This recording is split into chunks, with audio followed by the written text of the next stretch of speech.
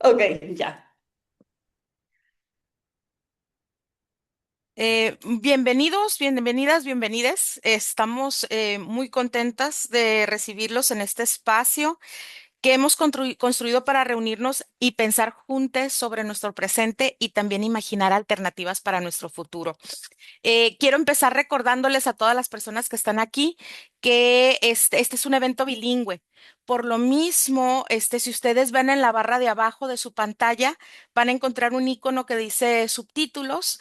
Ahí, si ustedes le dan clic a ese icono, pueden elegir su idioma nativo y también el idioma en el que quieren que se generen los subtítulos, ¿no? Welcome, everyone. We are very happy to have you here in this place.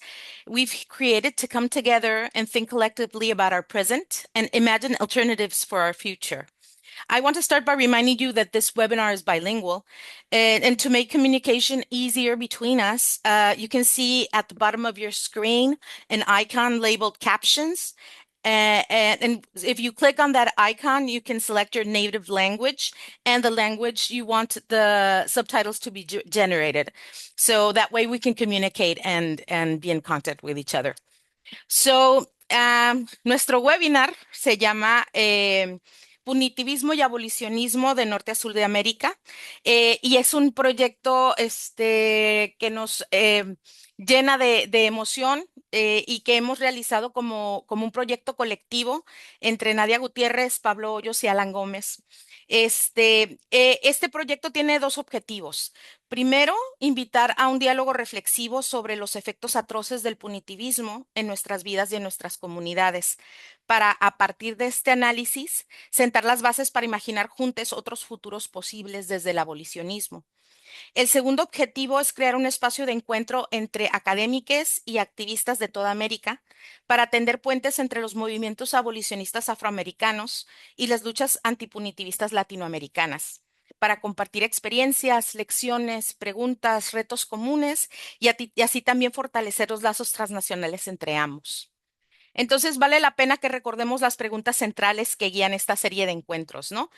Queremos preguntarnos juntos cómo resistir la normalización del castigo y sus múltiples manifestaciones, qué prácticas concretas emergen como alternativas a la justicia punitiva, cómo construir comunidades que se sostengan en el cuidado y la autonomía en lugar del control y la coerción. En esta segunda sesión de nuestro webinar, queremos abordar las interseccionalidades entre el antipunitivismo y los feminismos. En esta sesión deseamos complejizar el análisis del punitivismo desde el prisma de la intersección entre las estructuras de opresión que se articulan en categorías como el género, la clase, la raza, etcétera. Queremos invitarles a que pensemos sobre las temáticas urgentes que ocupan al feminismo, como la violencia de género y la violencia sexual, desde un marco de justicia social y no desde un lugar jurídico penal. ¿Cómo exigimos justicia para las mujeres y las personas de la disidencia sexual sin recurrir al castigo? ¿Cómo podemos pensar sistémicamente para combatir las raíces de la violencia, desarrollar comunidades más fuertes y forjar una justicia económica, racial y de género para todos? Aquí es importante hacer una aclaración para situarnos en el diálogo. Cuando usamos aquí el término abolicionismo, nos referimos a los conceptos acuñados por los movimientos antipunitivistas, gestados en el feminismo negro estadounidense y que proponen al abolicionismo como una práctica y un método político frente a la violencia y otras formas de opresión. Enfatizamos esto porque nos desmarcamos de otras posturas que se denominan abolicionistas en la teoría y la práctica feministas en México. Entonces, para explorar estas temáticas, me entusiasma mucho presentarles a las personas que nos acompañan para guiarnos en el diálogo. Entonces, primero quiero presentar al doctor H.L.T. Kwan y voy a presentarle en inglés para que me escuche, ¿no? First, I want to introduce you with the panelists, and here with us today is H.L.T. Kwan. They are a political theorist and an award-winning filmmaker. They are currently a professor of justice and social inquiry in the School of Social Transformation at Arizona State University. They are an affiliate, a faculty member in African and African American Studies, Asian Pacific American Studies, Women and Gender Studies, and the Sidney Poitier New American Film School at ASU.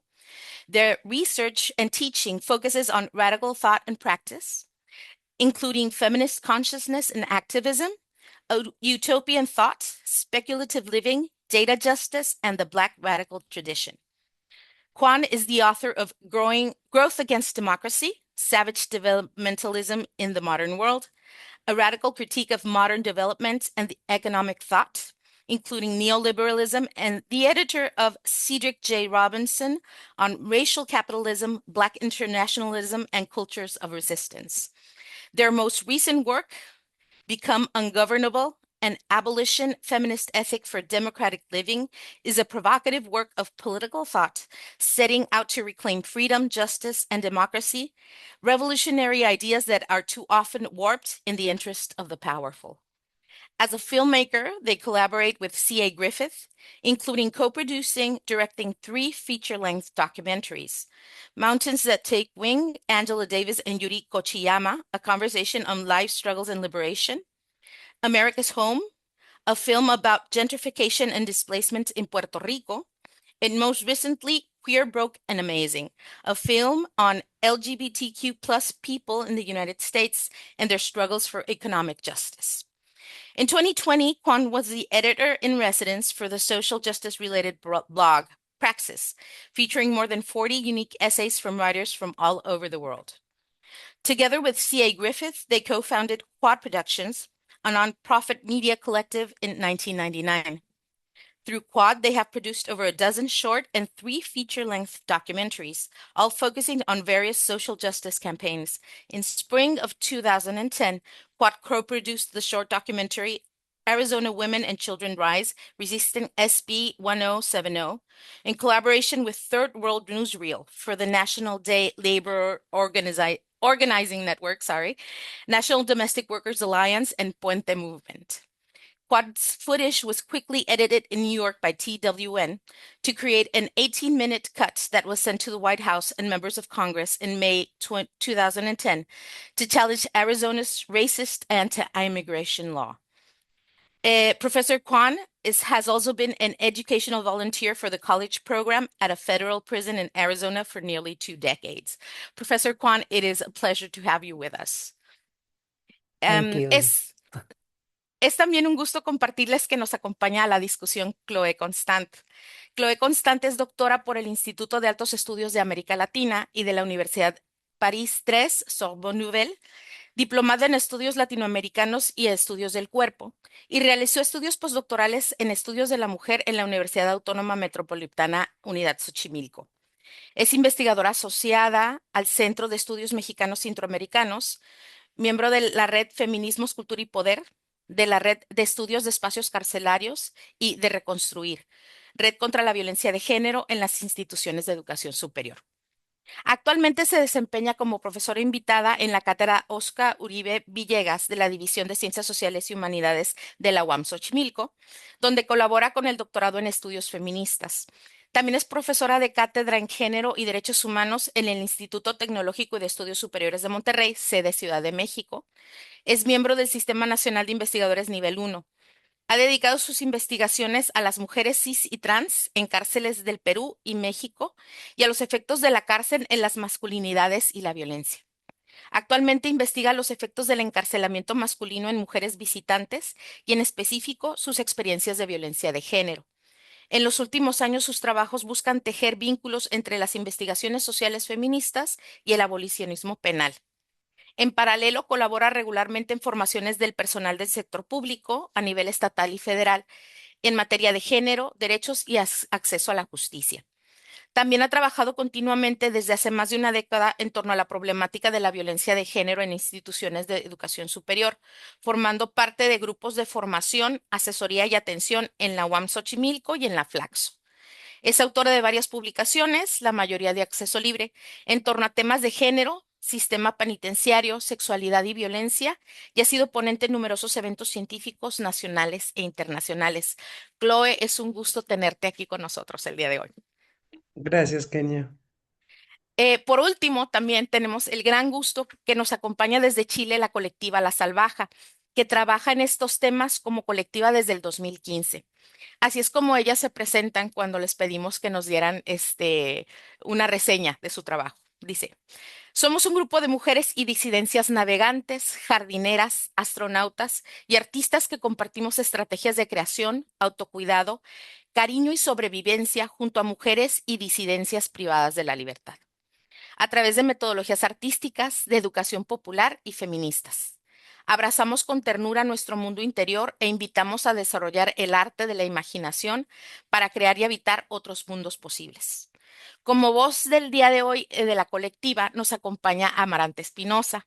Es artista visual, magíster en arte popular latinoamericano en la Universidad Academia de Humanismo Cristiano, diplomada en Memorias, Movimientos Sociales y Producción Artístico-Cultural en el Cono Sur de la Universidad de Chile.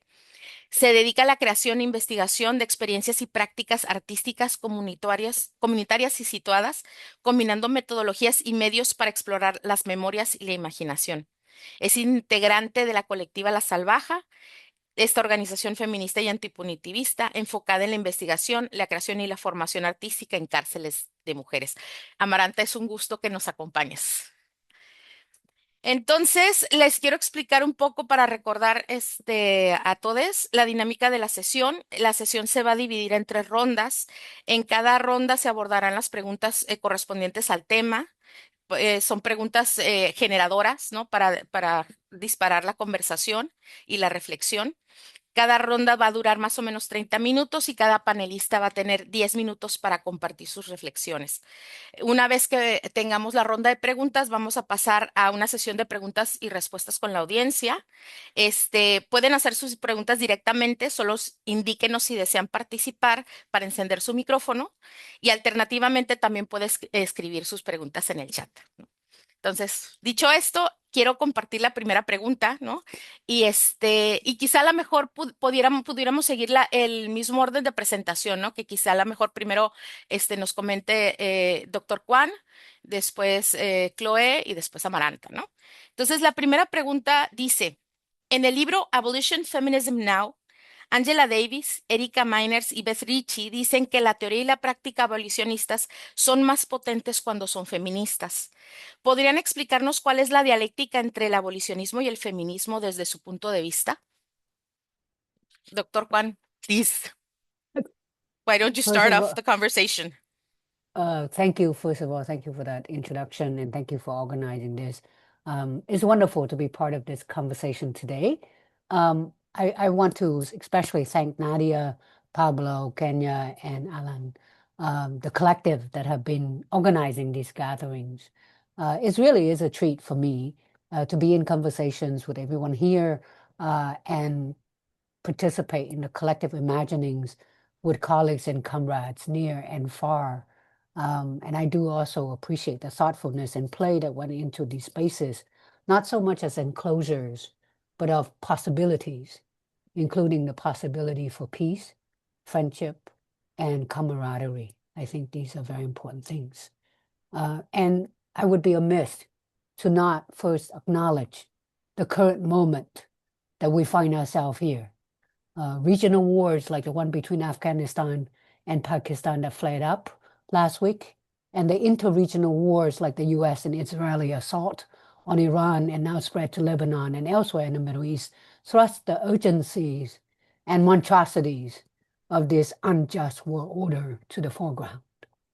So the people of the Middle East and South Asia, like those of the Americas and elsewhere, are neither comforted nor lulled into silence by the propagandas of the encroaching and deathly spread of militarism, of corporatism, of authoritarianism, in a word, fascism.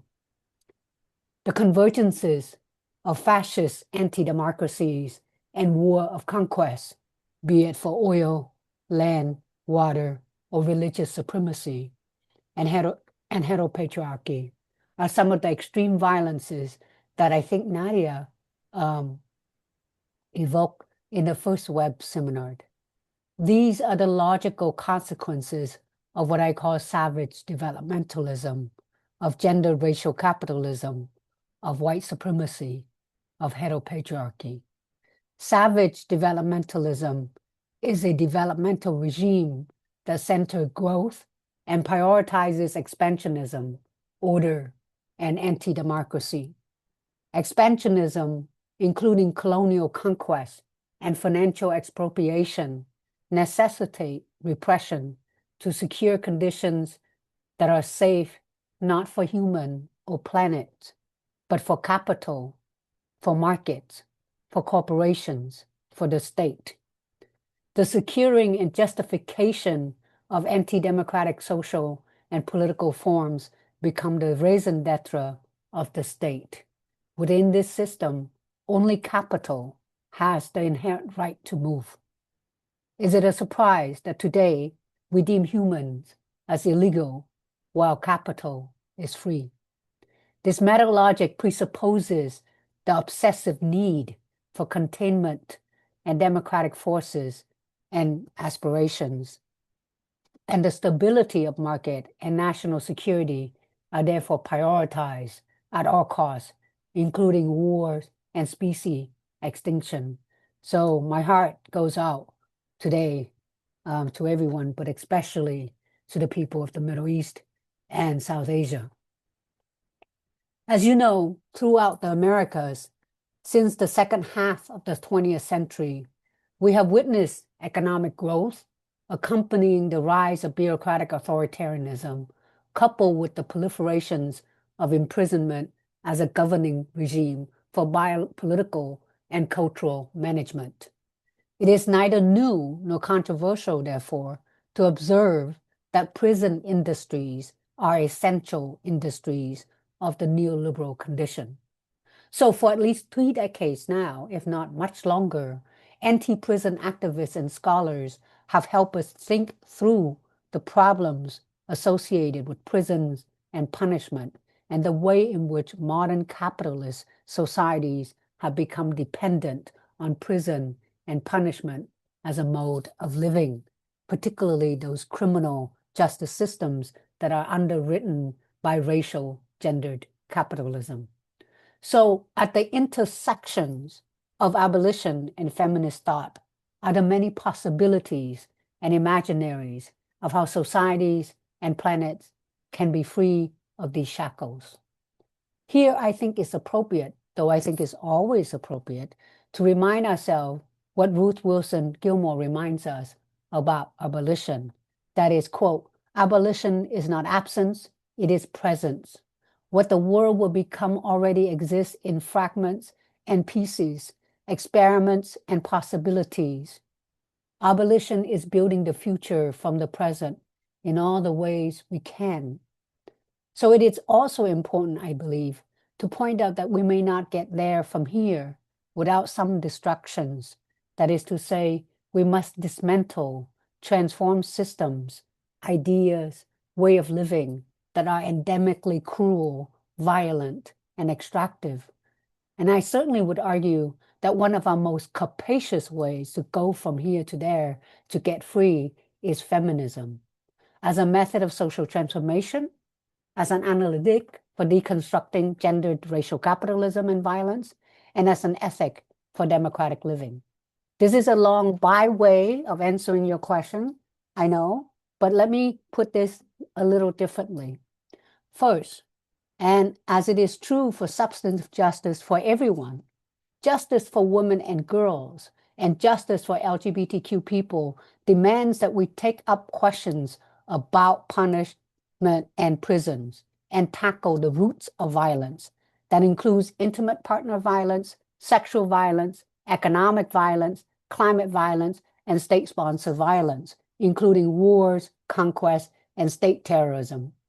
Second, I'm not sure that it is helpful to think about abolitionism and feminism as oppositional or contradictory. And I'm not sure that the authors of Abolition, Feminism Now interpret feminism and abolitions as oppositional either. Put it differently, if by dialectical we mean to imply a negation or a contradiction, then I don't believe that there is a dialectical relationship between abolitionism and feminism. There are tensions, of course, tensions for sure. Abolition feminism is like fish in water. One can't live without the other. And abolition feminism can be a way for us to get free. It is the part of fragments and pieces pieces of the present that beholds a freer and more just future. And at the same time, always at the same time, I do think abolitionism is oppositional to one particular branch of feminism, and that is carceral feminism. So let's be very clear about that.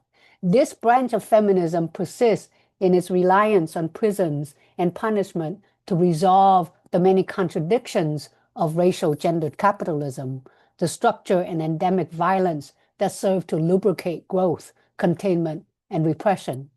Carceral feminism plucked the low-hanging fruits and tasted only the symptoms of a diseased trunk and rotted roots. Carceral feminists demand society to lock them up, whoever they are, and throw away the key to wherever the warehouse is, because someone, anyone, must be accountable for the terrible and real violence that women and girls experience. This is punishment logic, not harm reduction, let alone transformative justice. Let me be very clear also that violence, including sexual violence, is a scourge of a living condition that cannot be ignored nor minimized. When life expectancy of trans women of color in the richest country on earth is less than half of an average cis person, that is, life expectancy of women of color in the United States is between 33 and 38 years old. Just let that sit with that for a minute. Means that we are living in one of the most lethal nations on earth. Lethality, I think this is a new term that is a favorite term of this administration, right? Lethality and wealth come hand in hand. Hate crime statutes, for instance, have not and will not resolve this condition. At the same time, again, at the same time, when minimum security prison directly sustain male medium security prison through their unpaid labor, when such units are built in close proximity, then we need feminist analytics to help us understand how social reproductive labor and gender sociality, including carceral sociality. So as the author of Abolition Feminism Now insists, quote, useful tool for responding to endemic violence, gender and otherwise demand an entire ecology, a world building effort that includes essential tools, practices, languages, analyses, and mutual aid networks out of anger, love, and necessity, right? And also, as Beth Ritchie shows in the book Arrested Justice, violence against women and LGBTQ people do not exist in a vacuum, but as part of the violence matrix. And she defined the violent matrix as a tangled web of concentrated structural disadvantages that are profoundly intense and forceful, including institutionalized racism, gender and class oppression, heteropatriarchy, and generalized violence, of course. All of these things has to be explained and undone. So feminists like Ritchie, Davis, Dan Miners, and the Collective Insight and others help us see how these systems operate simultaneously on bodies, communities, and even ecologies. Dr. Kwan, Abolition, I'm sorry to interrupt you, but we're getting close to the 10 minutes. We have okay, 30, thank you. I'm 30 seconds. almost done. Okay. Well, abolition feminists help us make sense of not only the problem with prisons, punishment, and violence, but also the assumptions and prescriptions we hold as we attempt at solving these problems. Carceral feminists prop up the carceral regime as a solution, while abolition feminists demand that we look outside the prison wall for real solutions. I'll leave it there.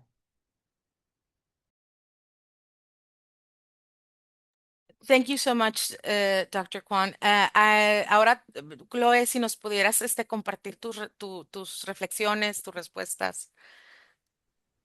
Claro que sí, buenas tardes. Me sumo a los agradecimientos a todas las personas que hicieron posible este encuentro y este diálogo hoy. Em, y pues nada, yo creo que el feminismo, pues como movimiento social, político, pues busca erradicar las estructuras patriarcales, pero que están imbricadas. El sexismo, ¿no? Pero también imbricado con el racismo, el clasismo, el capacitismo, etcétera, ¿no? Y pues el sistema penal y el sistema carcelario se han fundado en esos modelos androcéntricos de control de población que ejercen este poder opresor al final que recae específicamente en personas generizadas, racializadas y empobrecidas. Y partir de esta constatación, por mí, ya es reconocer que feminismo y cárcel no pueden ir de la mano, ¿no? En un sentido quizás un poco más práctico, creo que también es necesario reconocer cómo el sistema carcelario afecta de manera específica a las mujeres y a ciertas mujeres. Cuando pensamos en la criminalización específica de ciertas mujeres, en ciertos momentos específicos, que son las mujeres también racializadas, empobrecidas, ellas son las que están y han estado desde siempre en las cárceles y esta es una tendencia global además, ¿no? Otra cuestión, pues la de la criminalización de las mujeres en dos, quizás lo podemos ver desde dos vertientes. La primera por cercanía con los hombres, ¿no? Que si son las parejas de o que si son las madres de, etcétera, etcétera. Entonces muchas mujeres son criminalizadas por acompañar a un hombre en la calle, por convivir con un hombre bajo un mismo techo o también por haber cometido algún delito bajo la influencia o la presión de algún hombre, ¿no? Eso absolutamente sin quitar la agencia de muchas de las mujeres, pero pues existen muchas presiones también, varias, ¿no? Que pueden influir en esa comisión de ciertos delitos. Y eso sea en el marco del crimen organizado o no, porque este es un marco también en México y en América Latina que no podemos obviar tampoco. Y esta criminalización de las mujeres también nos conlleva, creo, a una necesaria mirada a las necesidades específicas de las mujeres cuando están en la cárcel, que están muy poco tomadas en cuenta, a pesar pues, del marco internacional que puede existir, como las reglas de Bangkok, pero pues en cuestiones de, por ejemplo, salud sexual o salud reproductiva, sabemos pues que hay una gran carencia y una recriminalización de las mujeres en este sentido, ¿no? Otra forma como el sistema afecta de manera específica a las mujeres, y es el que pues Kenia lo decía cuando me presentó, tiene que ver en parte con lo que estoy trabajando de manera específica, de manera reciente, ¿no? Pero pues es cómo las mujeres están vinculadas a estas personas criminalizadas y encarceladas. Justamente en este libro, Abolition Feminism Now, las autoras muestran muy bien cómo las solidaridades que se organizan alrededor de las prisiones son generizadas, ¿no? Em, sea para el proceso penal, ¿no? Durante el proceso, y eso es algo que, por ejemplo, estamos viendo ahora con el caso de Natalia Lane ahorita en México, ¿no? Pero también pues cuando se necesita apoyo a nivel moral, etcétera, ¿no? Un conjunto de apoyos, de solidaridades que puede pasar por lo jurídico, lo moral u otros tipos de cuidado también, ¿no? Todas estas solidaridades son sumamente generizadas. Y pues en paralelo está el sistema de visitas. El sistema de visitas, desde donde lo conozco yo como el sistema de visita en Perú o en México, pero sé que hay varios países de la región que funcionan de manera muy similar, ¿no? Em, en estos sistemas son las mujeres las que sostienen la vida en prisión, son las que cocinan, las que lavan, las que cuidan, las que llevan dinero, etcétera, etcétera. E incluso son las mujeres que llegan a pagar las deudas de los hombres encerrados por medio de sus propios cuerpos, ¿no? Además, sobre ellas recae el peso de la vigilancia social que examina si es una buena mujer, una buena esposa, una buena madre, una buena hermana, cuando tienen a un hombre familiar en cárcel, ¿no? Y entonces toda esa vigilancia se ejerce sobre las mujeres a ver si están cumpliendo con lo que se espera de ellas. Si están cumpliendo con el apoyo logístico, con que no falten a la visita y que además lleven comida y que lleven la ropa limpia, etcétera, etcétera. ese apoyo no solo es logístico, también es moral. Se espera de ellas que sean puntuales en la visita, aparte de no faltar, que lleguen desde tempranito, ¿no? Y que se queden todo el día, o todo el rato que puedan estar. Y un apoyo moral, obviamente, también, ¿no? Así hay un conjunto de expectativas sociales que recae sobre las mujeres visitantes. Y además, estas mismas mujeres experimentan una serie de violencias de distintos tipos, entre otras, violencias institucionales, ¿no? Y eso, sociales de diversos tipos, ¿no? Hasta se llega a culpar a ciertas mujeres, a ciertas madres por tener a un hijo en prisión, ¿no? Entonces, me parece que conocer estas realidades que afecta específicamente a las mujeres, e insisto, a un conjunto de personas también generizadas, nos permite agudizar la mirada crítica sobre el sistema carcelario y entender que no solamente no reinserta a los hombres, sino que además recae de estas múltiples maneras sobre las mujeres, ¿no? Entonces, pues volviendo al vínculo entre abolicionismo y feminismo, me parece que también hay que recordar que la tradición política abolicionista combate todas las formas de encierro y esto implica también una mirada crítica específica a, por ejemplo, las instituciones psiquiátricas, por ejemplo, ¿no? Porque el feminismo es una corriente de pensamiento que ha denunciado también la búsqueda de regulación de los cuerpos y la construcción de los anormales, no solo, sí a través del sistema sexogénero, pero no solamente, también, no a través de otras regulaciones sociopolíticas como las de la salud mental, que hoy pues siguen siendo un modelo, siguen produciendo y siguiendo un modelo binario de normalidad o anormalidad o de cuerpos sanos versus enfermos. Y esto también conlleva a muchas formas de castigo y encierro, ¿no? Entonces creo que esta tradición política y crítica desde los feminismos, si descentramos la mirada de las cárceles para otras formas de encierro, pues nos permite abonar a los argumentos abolicionistas también. Lo dejaría aquí por ahora, gracias. Muchas gracias, Chloe. Ahora le daría la palabra a Amaranta. Amaranta, por favor, adelante. Hola, mucho gusto. Muchas gracias por la invitación desde, bueno, la colectiva La Salvaje, a quienes yo estoy representando hoy. Estamos muy emocionadas de compartir con ustedes desde nuestra experiencia sobre todo. Y bueno, para abordar la pregunta, creemos que es importante, así como lo hicieron recién las compañeras, esclarecer que las miradas feministas son diversas hoy y que es necesario también como decir desde qué feminismo nosotras nos situamos para pensar el abolicionismo.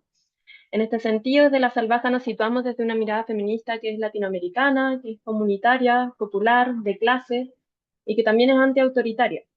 Entonces nos mueve sobre todo la propuesta feminista de generar, cuidar y sostener comunidades. Y en ese sentido tomamos las ideas de Gloria Anzaldúa respecto a que el hacer feminista va mucho más allá del cuarto propio, ¿no? Especialmente en las cárceles, que son contextos de hacinamiento, donde no hay prácticamente intimidad. Entonces, ahí la propuesta feminista opera al hacer en común, como hacer juntas, ¿no? Como bajo otros eh, como en estos contextos de encierro. En ese sentido, nosotras nos posicionamos desde un feminismo que no es asistencialista, sino que nuestro trabajo se construye en conjunto en los espacios de reflexión y creación. Entonces, para responder la pregunta, creemos que para imaginar el abolicionismo debemos ocuparnos primero en intervenir estos lugares desde prácticas que permiten pensarlos de formas más humanas, más comunitarias, afectivas y sensibles, entendiendo que, por ejemplo, la reinserción realmente no existe, porque ¿cómo se reinserta a alguien que nunca ha estado insertado en la sociedad? Entonces, en ese sentido, abordamos al abolicionismo como un conjunto de prácticas cotidianas que buscan generar acciones que permitan a las personas que están encarceladas recuperar la propia humanidad despojada por el sistema penitenciario y social. El abolicionismo, en ese sentido, para nosotras tiene que ver con proponer alternativas al despojo, los que son así, cotidianas, ¿no? También creemos que es importante nombrar, como ya se ha nombrado acá, que no toda lucha abolicionista es feminista, no es una condición per se, ¿no? Y la mirada al feminismo precisamente es que no exista alguien que pueda explotar a otro en el contexto que sea. En el plano de las relaciones, desde lo íntimo hacia afuera y no solo respecto a la infraestructura carcelaria. En ese sentido, los feminismos nos dan una óptica para poder entender el sistema penitenciario femenino. Las cárceles no fueron pensadas para los cuerpos femeninos, como bien nombraba Chloé, desde su infraestructura. Acá, al menos en Latinoamérica, los orígenes de las cárceles de mujeres están vinculados a la Iglesia Católica, ¿no? Como las cárceles de mujeres surgen desde estos hogares de mujeres que buscaban encerrar a quienes se rebelaban, ¿no? Como frente a lo que era ser mujer en esa época. Y luego pasa, en el fondo, el Estado a manejar estos lugares de encierro, pero bajo un poco las mismas lógicas. Entonces, esta idea de la mujer que se revela no se ha modificado mucho, como hasta normas establecidas de lo que es ser mujer. Em, en este sentido, las cárceles siguen siendo formas para controlar los cuerpos para controlar los cuerpos femeninos o feminizados, los cuerpos que rompen con las estructuras impuestas. La mayoría de las mujeres presas, acá al menos en Chile, que es de donde nosotras podemos hablar, están principalmente por microtráfico, que eso es un porcentaje bien mayor. También, como mencionaba Chloé, la mayoría de estas mujeres son madres. Entonces, esto evidencia, o sea, de hecho creo que es alrededor de más del 80% de las mujeres que están presas en las cárceles de mujeres en Chile son madres. Eso evidencia la precariedad social desde donde ellas cometen sus delitos, ¿no? Que son delitos que apelan a la sobrevivencia, no solo de ellas, sino que de todos sus núcleos familiares. Como bien se mencionaba recién, son quienes sostienen, ¿no?, a familiares de ellas que están presos, al mismo tiempo que están sosteniendo a su familia que siguen estando en libertad. De esa misma forma, las cárceles están gestionadas y sostenidas por mujeres, las visitas, las encomiendas, los cuidados de la familia. Entonces, para nosotras, o sea, antes del abolicionismo creemos que es necesario pensar el antipunitivismo, que nosotras creo que nos venimos situando mucho más desde ahí que desde el abolicionismo, porque creemos que eso es una etapa posterior, ¿no? Como contra la cultura del castigo, como cómo acabamos con las cárceles y todavía no estamos pensando en resolver los conflictos fuera de los marcos del castigo. Entonces, creemos que eso es importante dejarlo como un antecedente, ¿no? Como que creemos que eso viene posterior, que es una discusión posterior. Sin embargo, que se hace en el cotidiano,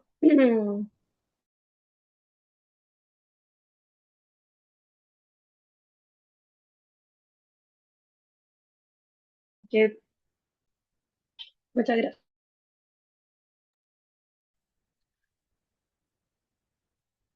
Amaranta, disculpa, se congeló un poquito la pantalla, entonces yo no escuché lo último que dijiste. Ah, disculpa. Sí, sí, No, decía que lo dejamos por ahí porque también la próxima pregunta puede complementar sí, esta sí, sí. discusión.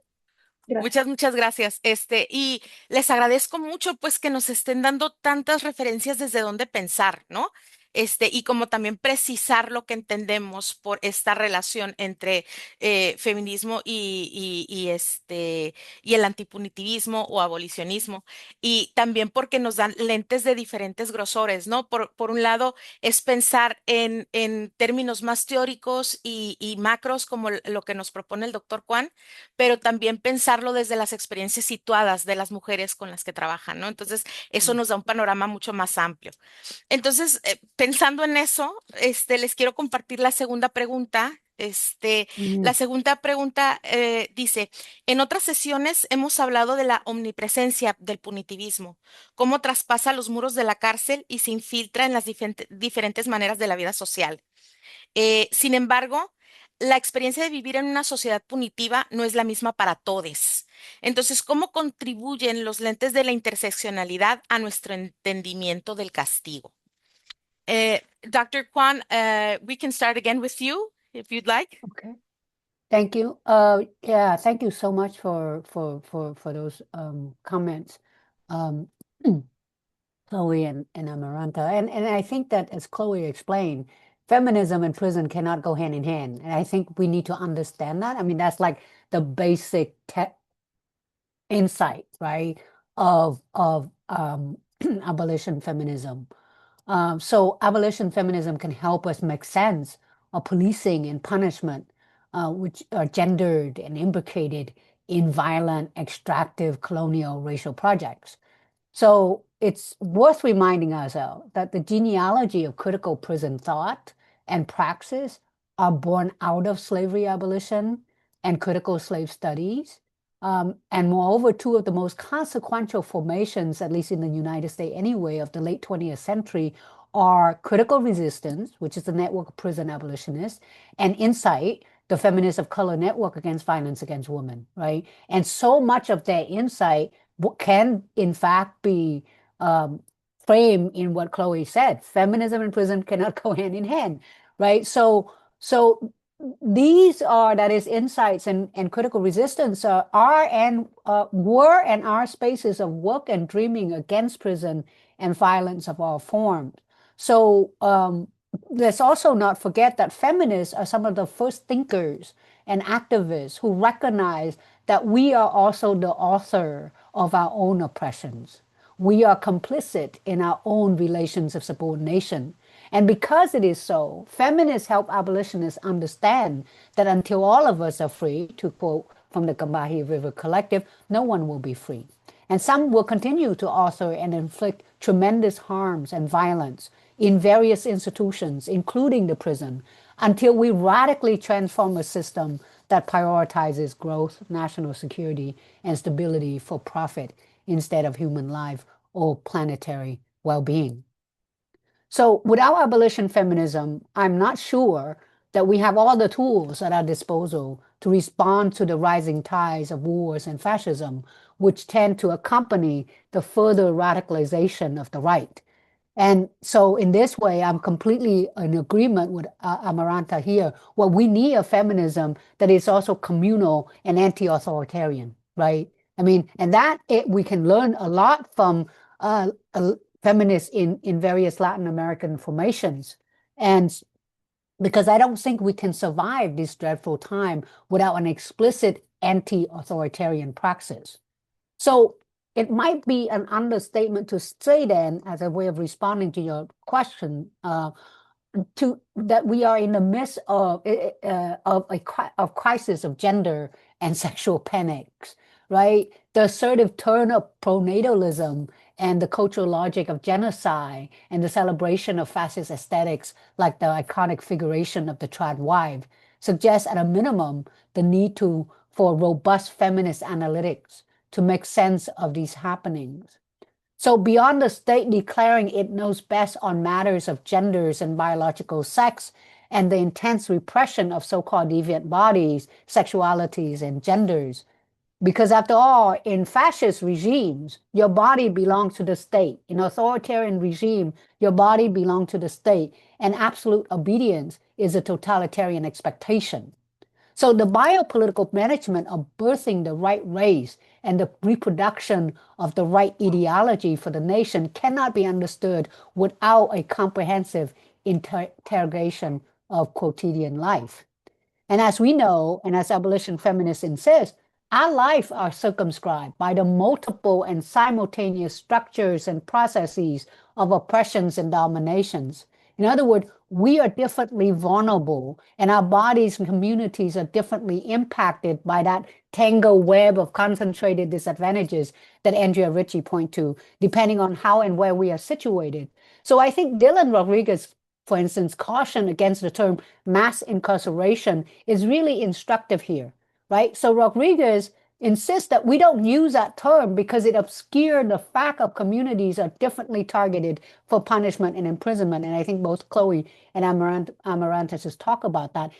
We are targeted for punishment and policing and imprisonment in different degrees and intensity, and some not at all, depending on where we are situated. And so a feminist intersectional analysis not only help us recognize this reality, but also, as Angela Davis argued, feminist intersectional analytic help us make sense of how prison is also a gendering apparatus. I think we need to understand that as abolitionists, that incarceration is also a space of gender training. So because prison are norm, paying attention to the specific situations of women or trans prisoners, for instance, help feminists better understand normative gender and gender training in and out of prison, but also help anti-prison activists and scholars think and act against normative social and ideological formations.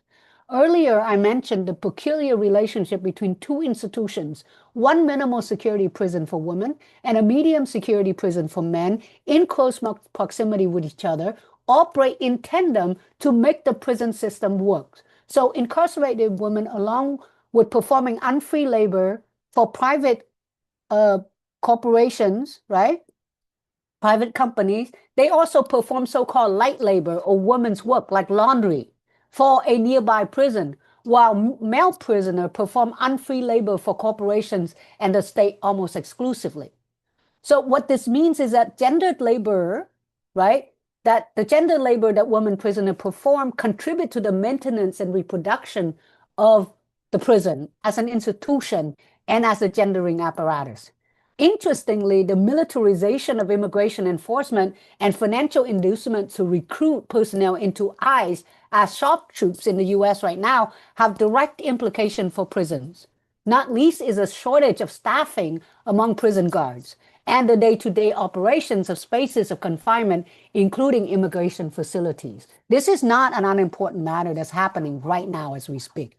So quite frankly, and maybe I'm just a little impatient here, but really, we are more than a quarter of a century into a third millennium, right, of human history, recorded human history. We are, and why are so many scholars and activists still rely on and insist upon 17th, 18th century European logic and reasoning?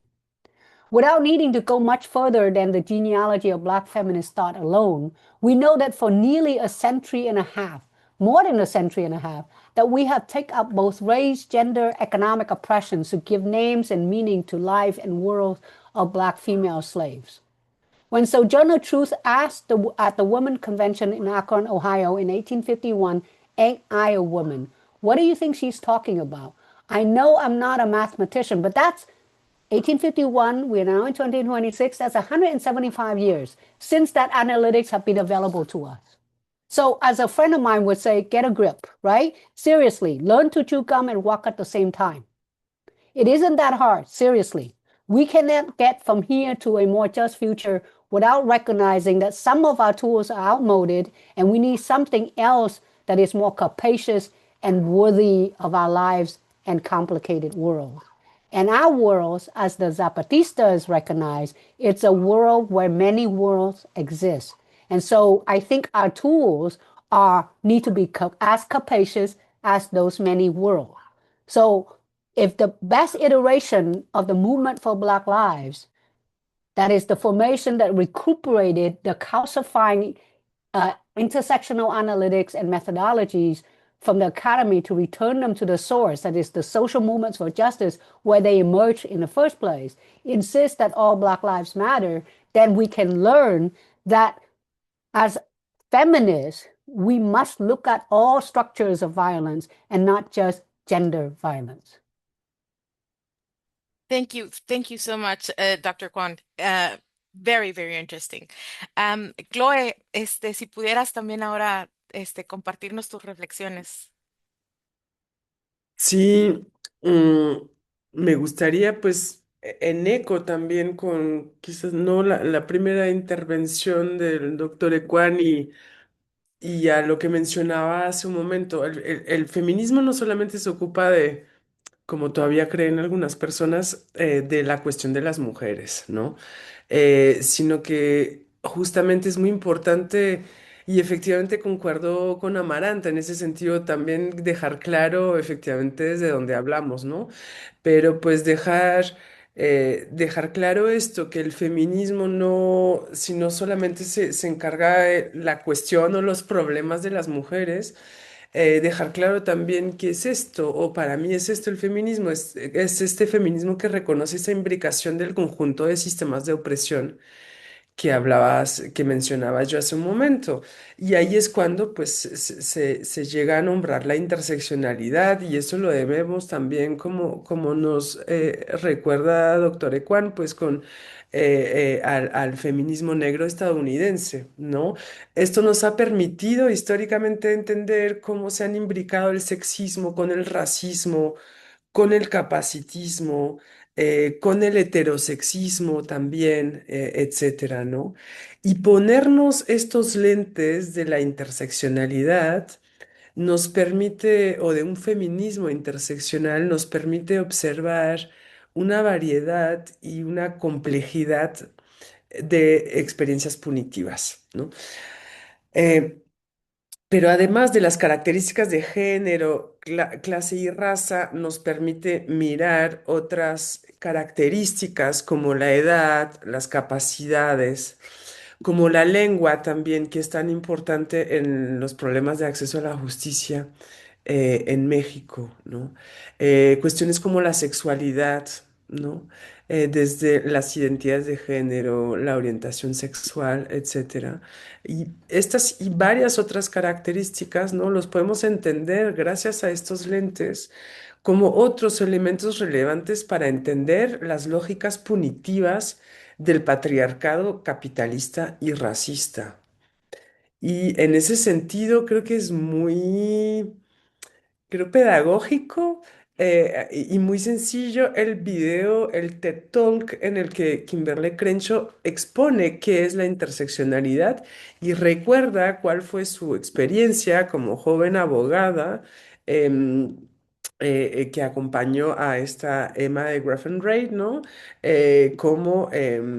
Y cómo llega a formular este marco que nos faltaba, este marco de comprensión, ¿no? Esa, explicación suya es muy sencilla, pero creo que pues por el mismo formato de este video, ¿no? Es también muy accesible. em, y creo que y hace en este video un ejercicio al inicio que deja muy claro cómo las experiencias punitivas pueden ser generizadas y racializadas a la vez en el caso de las mujeres negras en los Estados Unidos y en específico las que fueron víctima de la violencia de la policía, ¿no?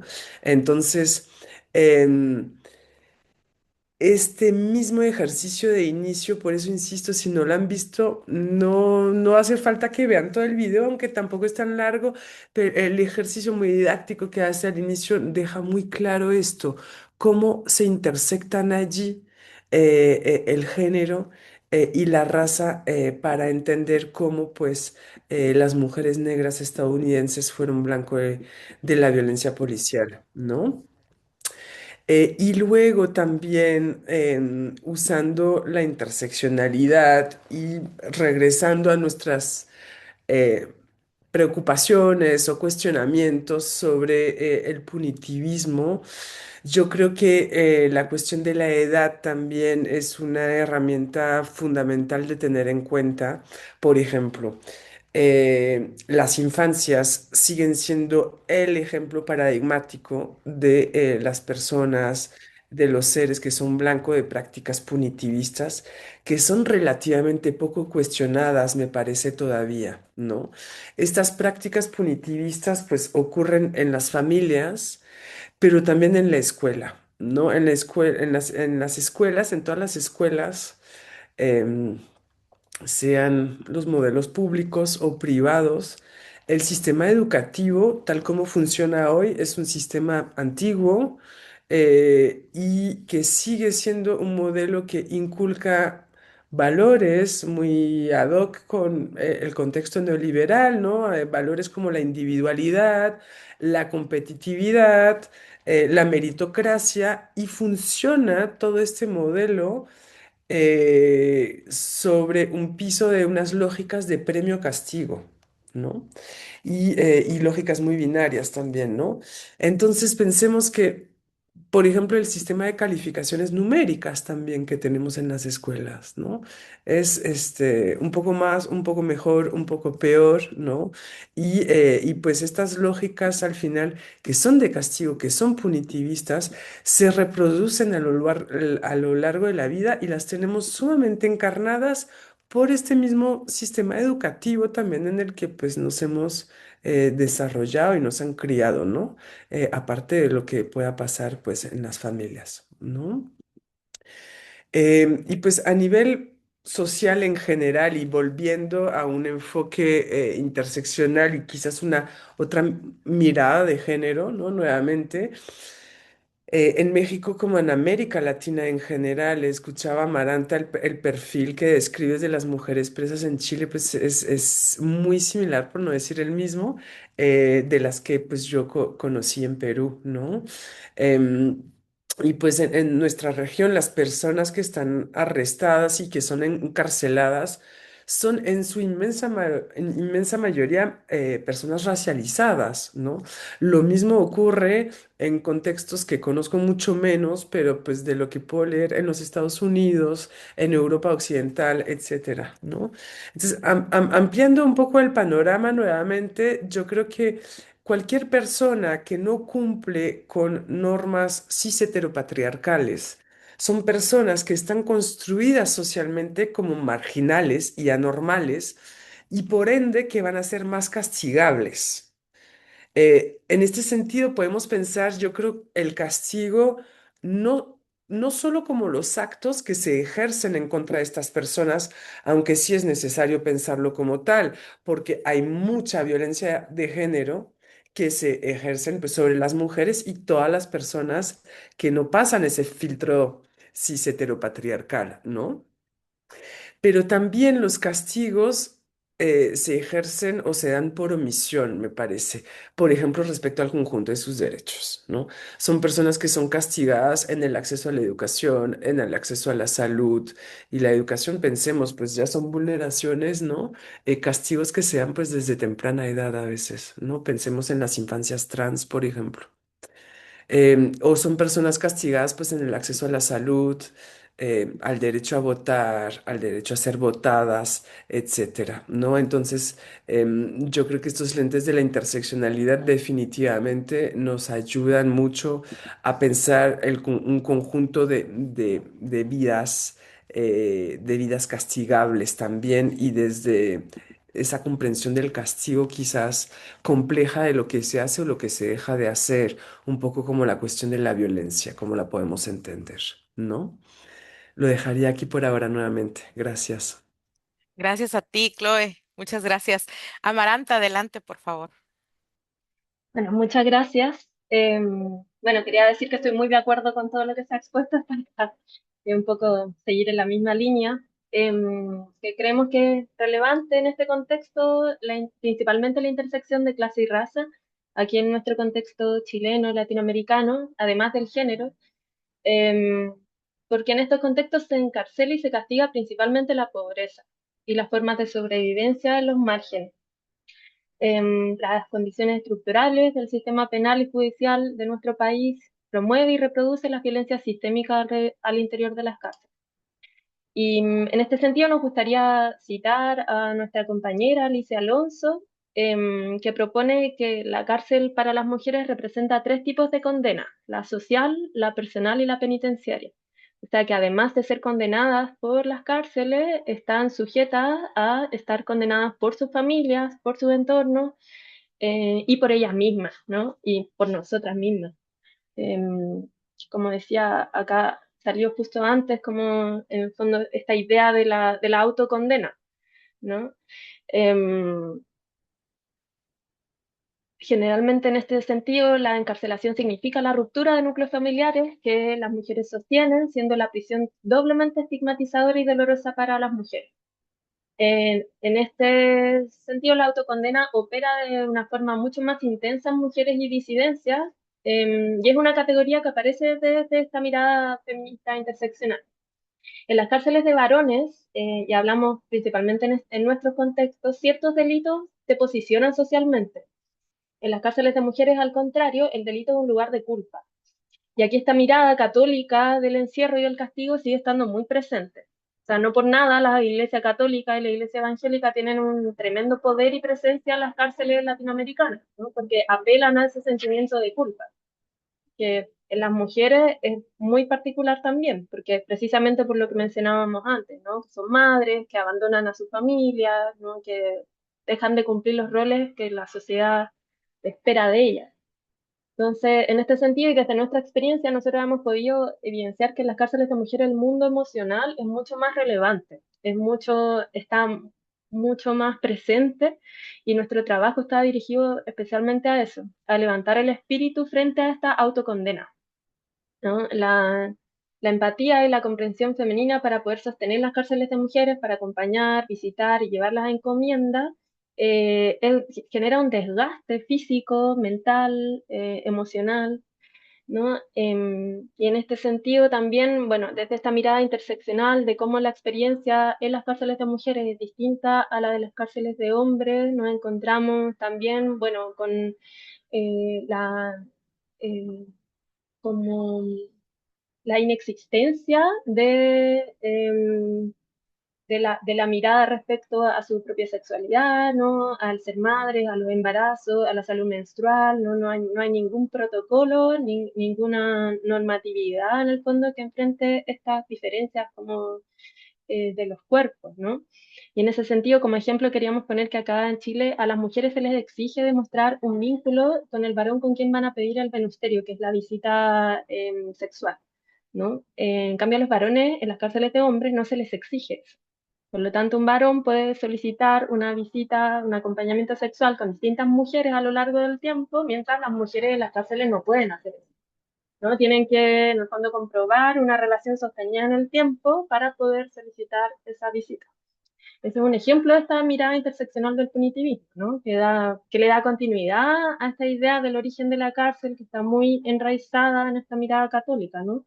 Que, en el fondo, que los crímenes de las mujeres son resultados de vidas pecaminosas, ¿no? Y como en ese sentido podemos ver como una historicidad del punitivismo femenino aquí en Latinoamérica, ¿no? Que es moral y que castiga a la sexualidad femenina principalmente, ¿no? Estas casas de mujeres en los inicios castigaban principalmente a las mujeres que se salían del matrimonio, ¿no? Las trabajadoras sexuales. En ese sentido hay una mirada muy controladora de lo que se hace con el cuerpo, ¿no? Bueno, y hasta ahora, en el fondo, los marcos del castigo por el aborto, ¿no? Y en ese sentido, creemos que para salir de estas lógicas es necesario realizar acciones para la recuperación de las propias capacidades de agenciamiento y de sensibilidad de quienes se encuentran o han estado privadas de libertad, como acciones políticas. En el fondo, bueno, al menos desde nuestra experiencia, este acompañamiento desde las artes, desde los espacios creativos y reflexivos, tiene que ver un poco con eso, con sentarnos a observar que, bueno, el Estado te condenó por esto, pero tú no tienes que condenarte por lo mismo, ¿no? Y que no, en el fondo es poder mirarnos a nosotras también, sacando un poco estos roles que están muy presentes en las vidas de las mujeres que están privadas de libertad, ¿no? Como solo definirse como madres, como en el fondo delincuentes y salir de esas normas y poder vernos como personas. Principalmente ya es una acción política gigante y recuperar un poco esta vida emocional que está muy atravesada por la culpa. Eso. Muchas gracias, Amaranta. De mi parte estoy muy estimulada, muy emocionada y me hacen ustedes tres pensar en muchas cosas, ¿no? Y me quedo un poquito con algo que menciona doctor Kwan porque creo que se conecta con la tercera pregunta, ¿no? Y nos decía Juan, las herramientas que estamos utilizando son muchas herramientas que tienen origen en el siglo XVII, siglo XVIII y que ya no nos sirven para lo que estamos viviendo, ¿no? Entonces, ¿cómo podemos crear otros instrumentos que respondan a estas retos inmensos que tenemos en este mundo contemporáneo, ¿no? Entonces, Mm. pensando en eso, lanzo la tercera pregunta, que dice, el antipunitivismo es sobre todo una práctica transformativa y ética.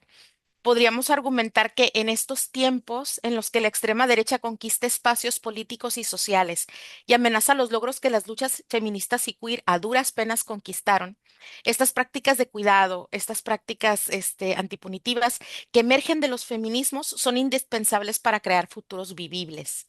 ¿Cómo imaginan ustedes futuros abolicionistas desde una ética feminista o transfeminista? So, Dr. Kwan, if you could share your thoughts. Yeah, these are not not easy questions at all. Thank you. So yeah, there are so many challenges for to be sure. Um, and as I'm listening to Chloe and Amaranta, and I'm thinking that there in Latin America, in South America, there are different models of authoritarianism that are in play. But there are also different traditions of resisting authoritarianism, right? I mean, what's happening in Argentina is very different than what's happening in Colombia, never mind Brazil, right? So I think that we can, in fact, find tools if only we would look beyond borders. And I do believe that abolition feminism is not only an analytic and a method for understanding and dismantling prison and punishment, but also a radical ethic for democratic living. And I think we can learn a lot about ethic of liberation from Latin America, especially from the communities that are living at the margins of subsistence. Clearly, I believe that no democratic ethic of living is conceivable without abolition feminism. So following a long line of communist ethicists, I would say, communal ethicists, including people like Enrique Dussel, I think the praxis of the oppressed is also a practical ethical discourse. And in this way, I think abolition feminism is an ethic of care for rejecting the state and capital-centric mode of living, a radical ethic for democratic living, the kind of communal and anti-authoritarian praxis that Amaranta was evoking when she talks about feminists from Chile. First, I think that kind of ethical praxis demand a thorough critique of gender racial capitalism, of white supremacy, and of heteropatriarchy. So we can't do it without intersectional analytics. That thorough critique would also need a deauthorization of the state and order, including epistemological ordering, or what Foucault called the order of the discourse, including the discourse of punishment. That the authorization would also entail anti-colonial sensibilities, and therefore the need to reimagine and build a new world and making new friends and crafting new communities.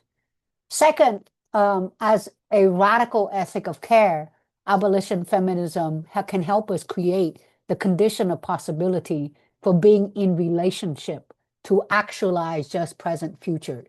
Now, this is, I think, a practical and strategic project that seek to transcend the unjust present to be on the path toward just future, including a transfeminist future. The starting point isn't biological essentialism, isn't these kind of crude, vulgar identity politics, but a praxis of liberation.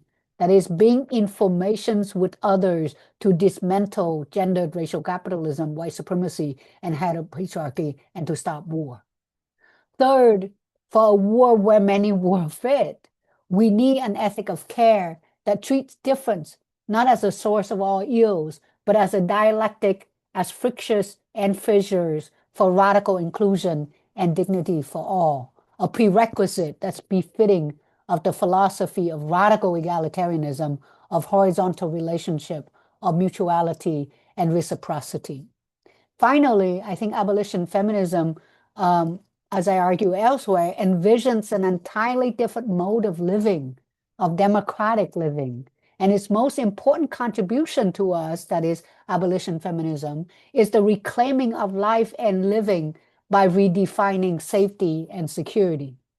For abolition feminists, the security in the national security state, manifesting in either war or militarization of police and prison, is not the security for the many, but the securing of order for the state, capital, and markets and other dominions.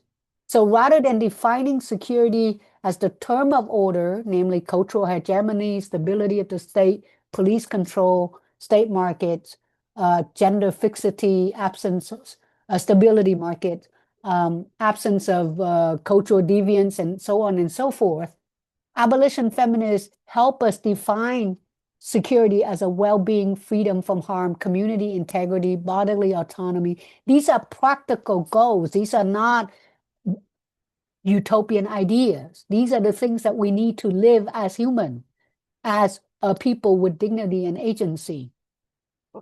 So what that means is that we have to, as a practical reason, as a strategic orientation, we need to demand the abolition of policing and prison as we know them. And so when we center ourselves on the well-being of people, community, and even ecology and planet, instead of the state, capital, and dominions, abolition feminists, and we could do a lot to learn from them, reaffirm life-affirming praxis, be it friendship or living or caring for others, building mutual aid network, right? Clearly, these things are needed in these very violent, lethal times. So we need to pivot away from whatever the existing terms of orders are and center human values the way abolition feminists tell us to do. So we don't respond to the dictate of the market or the state, but to the needs of communities and people, ecologies, and planet. I don't think they are utopian, but you could call it utopian. But justice cannot be something abstract. It has to be embodied and substantive. And if we want justice for all, right, women, children, LGBTQ people, people with disability, and so on and so forth, we need to actually pay attention to the practice that build as opposed to destroy things and humans and species. I'll leave it at that. Thank you so much. Chloe, adelante, por favor. Pues yo siento que así como lo mencionó Amaranta también hace un momento atrás, yo veo el abolicionismo como un horizonte político, ¿no? Y es también lo que mencionan Angela Davis, Erika Meiners y Beth Rich en el libro Abolition Feminism Now, ¿no? Por mí se trata efectivamente también, ¿no?, de un objetivo a largo plazo que busca eliminar la policía, la vigilancia y las cárceles. Y efectivamente también muy en línea con lo que nos acaba de compartir el doctor Ecuán, también se trata de prácticas, ¿no? Se trata de prácticas y a mi parecer también de compromiso, ¿no? Em, es imprescindible reconocer que necesitamos trabajar con organizaciones de base para prevenir el daño, en específico en las cuestiones de violencia de género y de violencia sexual, aunque no solamente, ¿no? También yo creo que es muy necesario trabajar en reconocer que el daño no es individual, sino comunitario, porque también pues nuestros sistemas de justicia funcionan funcionan según estos imperativos pues neoliberales que priorizan estos enfoques individualistas y eso influye en la forma como vemos el daño y cómo lo tratamos. Y hay que dar esa gira de tuerca, ¿no? Esa vuelta más bien a 180 grados, ¿no? Para reconocer que los daños son comunitarios también y así poder empezar a trabajar en la resolución de conflictos de manera transformadora, ¿no? Definitivamente el reformismo no es una vía, a mi entender, ¿no? Las autoras de este libro de Abolition Feminism Now lo dejan sumamente claro, tienen hasta una tablita de comparación de qué nos aporta el reformismo versus una visión transformadora de la justicia, y ahí no puede quedar más claro en muchos ítems y problemas vinculados a la justicia y a las cárceles en específico, eh, qué nos aporta esta visión transformadora, ¿no? Y creo que quizás en el Inter de lo que se trata, o una de nuestras tareas es poder reflexionar y compartir reflexiones en torno al daño y las violencias que produce en el Estado. Y creo que para mí es un nodo central en la reflexión desde los feminismos también, ¿no? Que muchas veces retomamos con grupos de reflexión con estudiantes, por ejemplo, ¿no? Es pensar cómo percibimos, cómo reconocemos y qué hacemos con el Estado.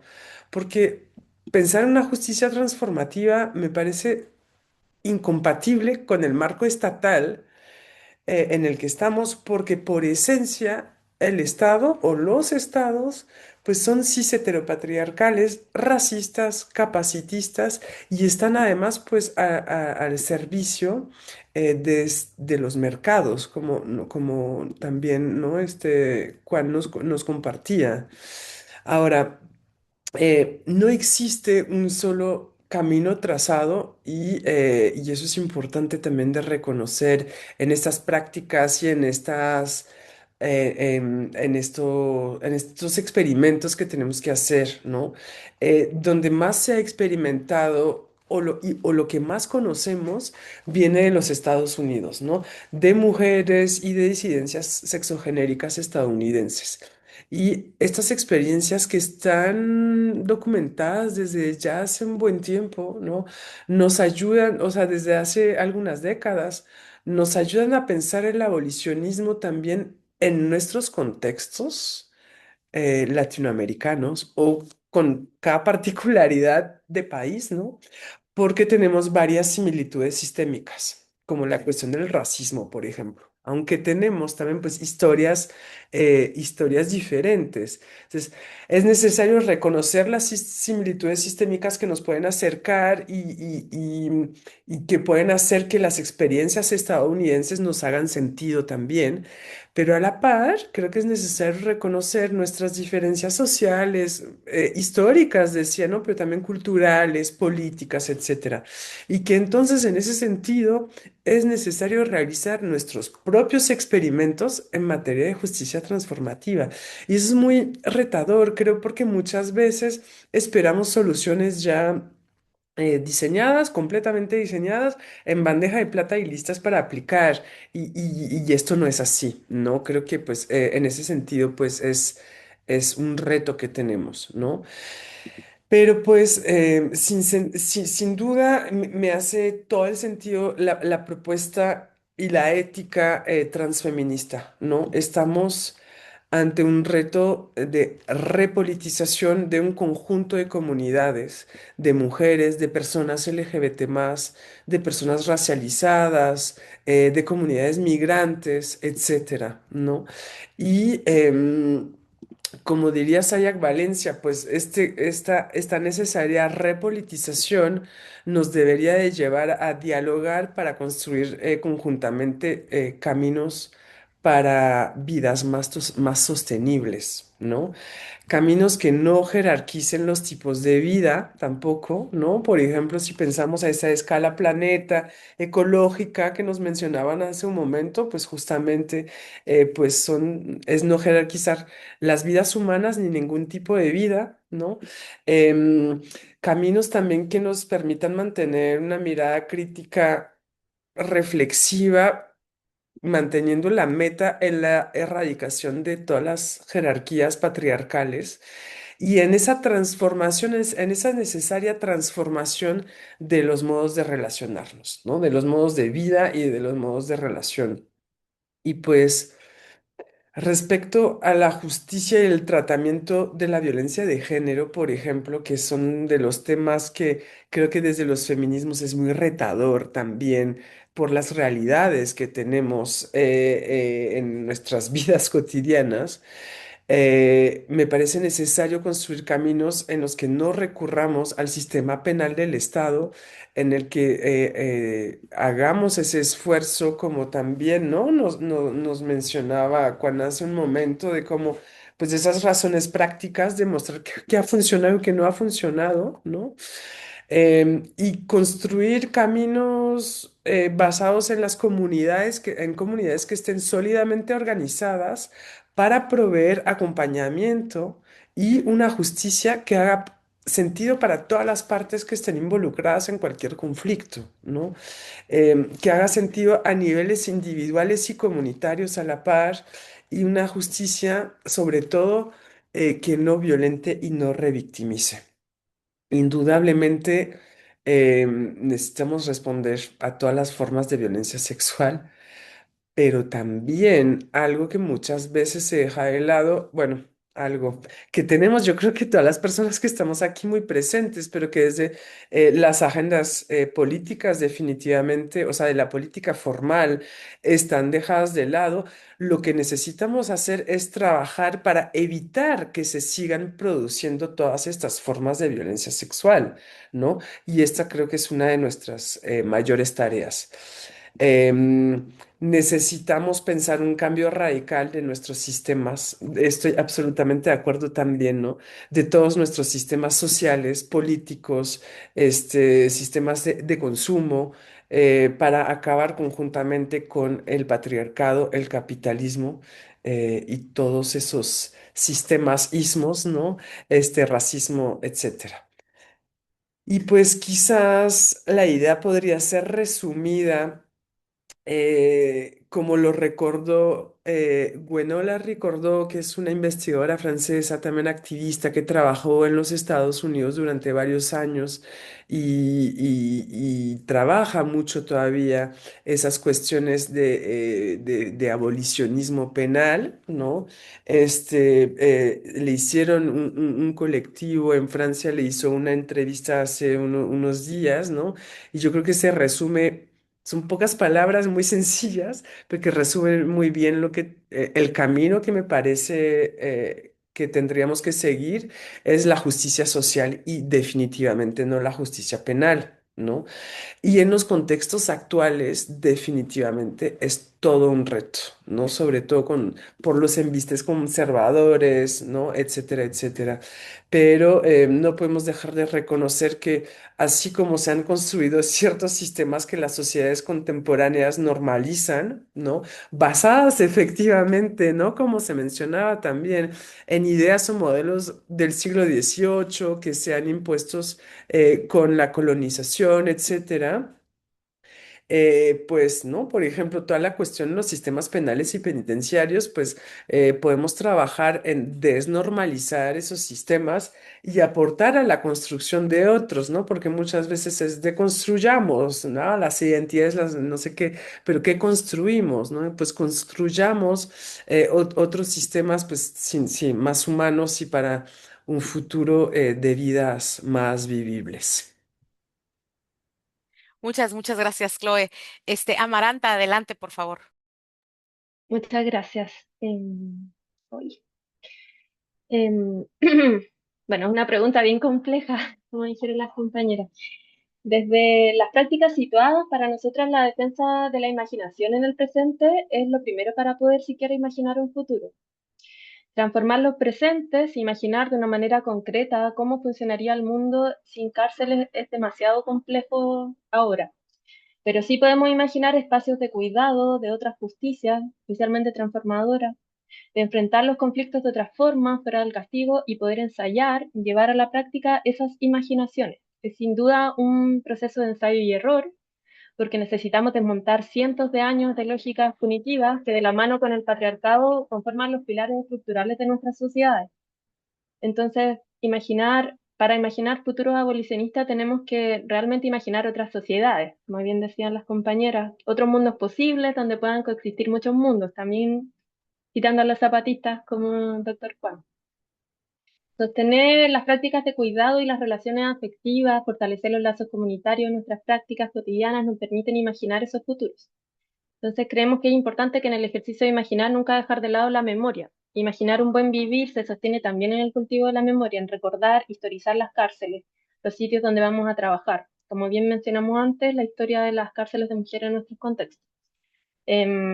Para, en fondo, contextualizar y esto que imaginamos en el sentido de historizar la cárcel, quería contarles la historia de la cárcel de San Miguel, que es la cárcel donde estamos trabajando actualmente, que es una cárcel que se inaugura en el año 82 acá en Chile, en plena dictadura civil-militar, y que fue utilizada en ese periodo como recinto de detención de presos políticos en la ciudad de Santiago, y que posteriormente, el 8 de diciembre del 2010, mueren, o sea, se produce un incendio en esta cárcel donde mueren 81 personas. A raíz de eso se conforma la organización social 81 Razones, compuesta de familiares de estas personas que fueron, que fallecieron durante este incendio. Durante todo este periodo, esta cárcel fue una cárcel de hombres. Y posterior al incendio se cierra, deja de ser cárceles de varones y pasa el 2012 a ser cárceles de mujeres, ¿no? Como para acabar con el hacinamiento de la otra única cárcel de mujeres que existía en ese momento en la ciudad de Santiago.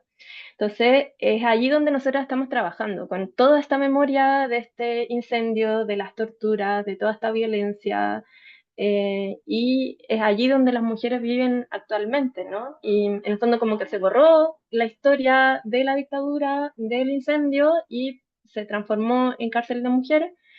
Y para nosotras esto es súper importante porque creemos que esta y todas las cárceles deberían en un futuro, así si podemos imaginar radicalmente, pasar a reconocerse como sitios de memoria. Y en ese sentido tomamos el ejemplo de la ex cárcel pública de Valparaíso, que operó entre 1846 y 1999 en el Cerro Cárcel y fue el principal centro penitenciario de la región. Eh, Durante la dictadura también fue lugar de detención y tortura de presos políticos entre 1973 y 1989 y fue reconocido como sitio de memoria durante la democracia y hoy en día se denomina el Parque Cultural de Valparaíso la ex cárcel. Entonces fue transformado en un espacio público de cultura y memoria tras una remodelación importante, pero que también eh, mantuvieron la parte del recinto que funcionaba como cárcel para que uno pueda observar realmente materialmente esta historia. Entonces nos preguntamos cómo las cárceles con este tipo de historias, porque al menos en Chile la gran mayoría de las cárceles que hoy en día siguen actualmente funcionando fueron centros de detención política y de tortura durante la dictadura. Entonces, cómo las cárceles con esa historia siguen operando, ¿no? A nivel sistémico se ha intentado borrar la historia de estos lugares. Entonces, la idea de proponer estas cárceles como sitios de memoria es realmente muy radical, pero creemos que esto permitiría honrar esas historias a quienes pasaron por esos lugares y imaginar futuros abolicionistas desde ahí, ¿no? Como que las cárceles sean centros culturales, espacios de encuentro y de reflexión colectiva, comunitaria, lugares donde repensarnos, donde ejercer realmente esta justicia, ¿no? Que son gestos que realmente son simbólicos, que contribuirían a una reparación simbólica, pero también material del daño que han provocado las cárceles al interior de nuestros tejidos sociales. No, no solo para las personas que han pasado por las cárceles, sino para su familia, sus amistades, todas las personas que sostienen, como bien veníamos observando. En ese sentido, también, bueno, estamos muy de acuerdo con lo que menciona Chloé, como la abolición de la policía, ¿no? Como si eliminamos las lógicas de control y violencia estatales e institucionales, no solo en la administración de las cárceles, sino de la vida social, de los espacios públicos, recién podríamos preguntarnos cómo hacemos para enfrentar y resolver los conflictos de otras maneras y cómo podemos crear nosotras formas de prevenir y reparar los daños desde la comunidad. En ese sentido, también para nosotras este imaginar futuro abolicionista se nutre mucho del encuentro con otras organizaciones sociales, activistas, feministas, anticarcelarias. En este momento, desde el año pasado, que estamos levantando una red de activistas anticarcelarias desde las artes, una red nacional, donde participamos distintas organizaciones de territorios muy diversos y nos hemos podido encontrar a compartir experiencias y precisamente las reflexiones que estamos compartiendo ahora. Creemos que eso es como la base fundamental para estas imaginaciones, ¿no? Como entender que, claro, podemos estar en lugares muy distintos, pero las violencias, las lógicas cognitivas son un poco las mismas. Entonces, para enfrentarla es necesario generar estos espacios de red, ¿no? Como de comunidad. Y bueno, que es lo mismo que estamos haciendo nosotras ahora, juntarnos a reflexionar, a pensar los feminismos antipunitivistas desde miradas internacionalistas, que para nosotras los últimos meses, sobre todo, bueno, con el advenimiento de este nuevo gobierno fascista acá en nuestro país, es súper importante pensar en esto, en el apoyo internacional, ¿no? Como esta solidaridad internacional para todo lo que se viene, ¿no? Que estamos viendo como un entronque fascista en nuestro continente y en el mundo. Entonces, también para enfrentar este presente en crisis, creemos que es muy relevante hacer red, mantener la red, mantener los espacios de reflexión crítica, ¿no? Eso, muchas gracias. Pues, gracias a ustedes, de veras, estoy profundamente agradecida por escucharles, por, que nos compartan sus ideas, que nos enciendan ideas a nosotras también. Y en ese sentido, también ahora me gustaría abrir la discusión a todas las personas asistentes, ¿no? Ya veo que hay algunas manos levantadas, entonces, si alguien quiere participar, preguntar, compartir su reflexión, está el micrófono abierto, nada más, levanten la mano y les damos la palabra. Y también tienen la opción de escribir su pregunta en el chat, ¿no? Entonces, aquí veo que está levantada la mano de Raúl Alberto Escalante. Te abro el micrófono, Raúl.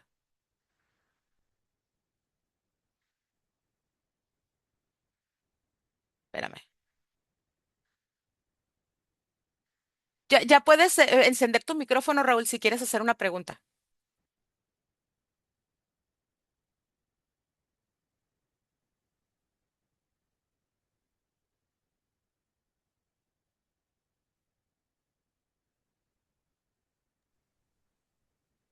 ¿Sí puedes encender el micrófono, Raúl? Si Quien, nos mandas un mensajito. quien tenga la mano, es que sabes qué, no sé por qué hay tengo varios conectados con el mismo nombre.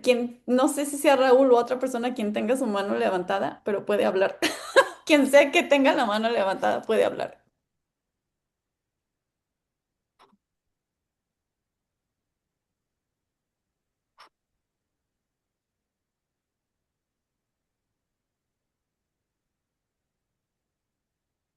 A Es ver. que este Raúl Escalante estaba conectado como 7 veces. Ajá.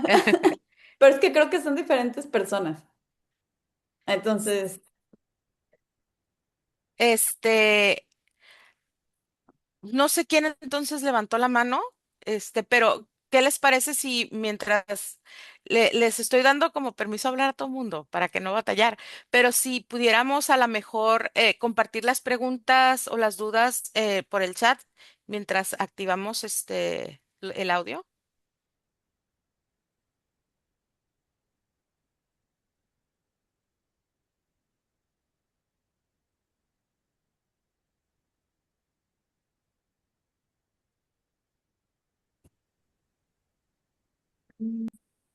Berenice Pérez. Hola, Berenice, tienes el micrófono apagado, pero ya estamos como dando los permisos para el encendido. Entonces, si puedes encender tu micrófono.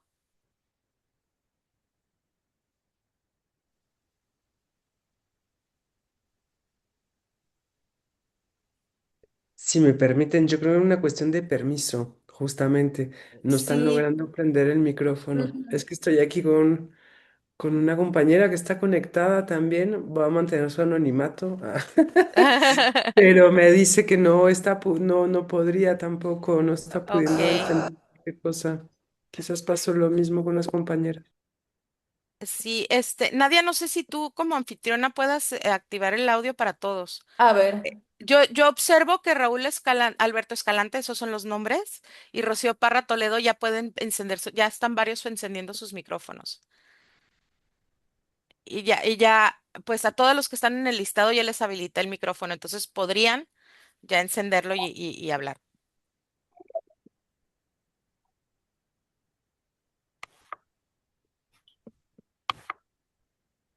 Hola,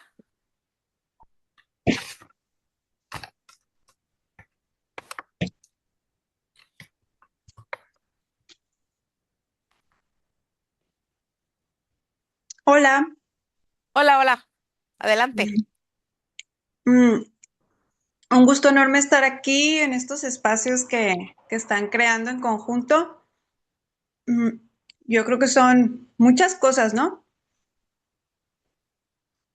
Por no decir demasiadas, que estamos viviendo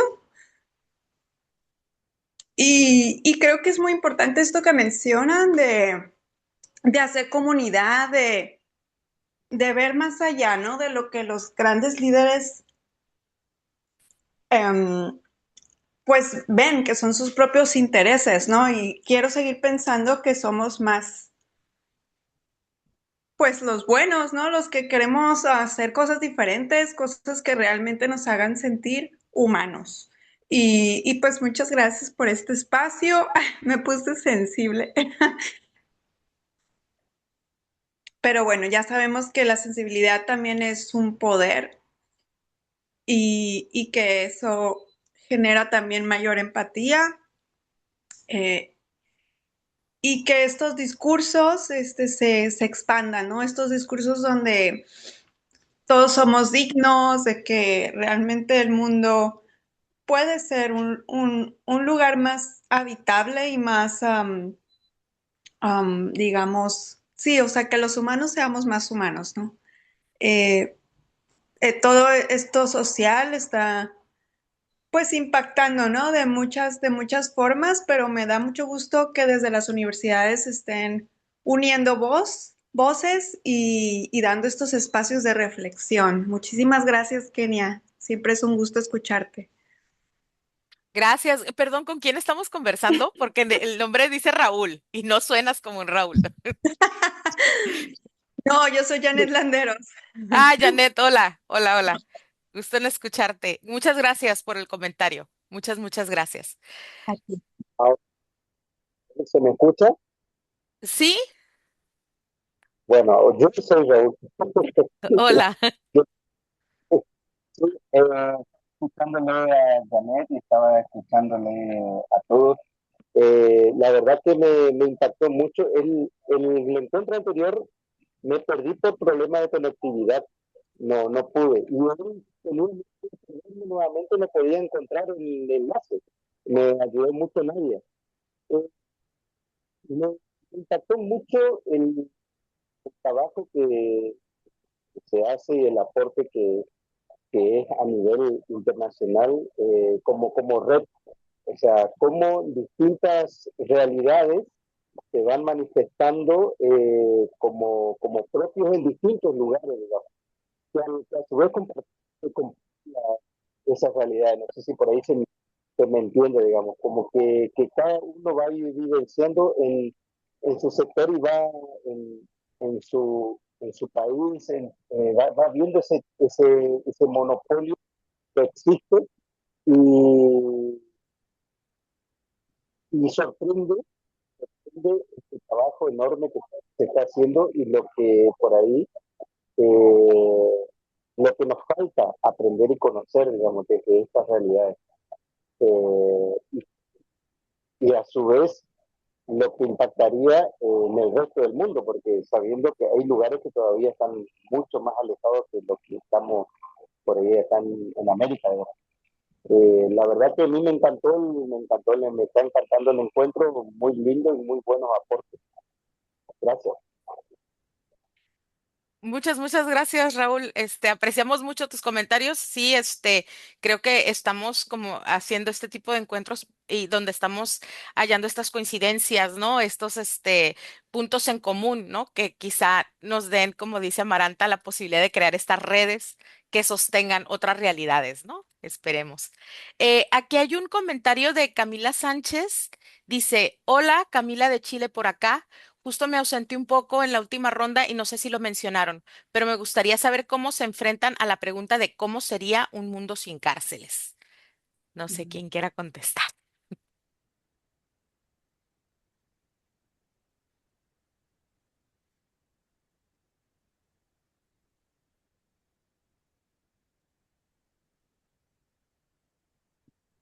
Nos pusieron una pregunta complicada, ¿verdad?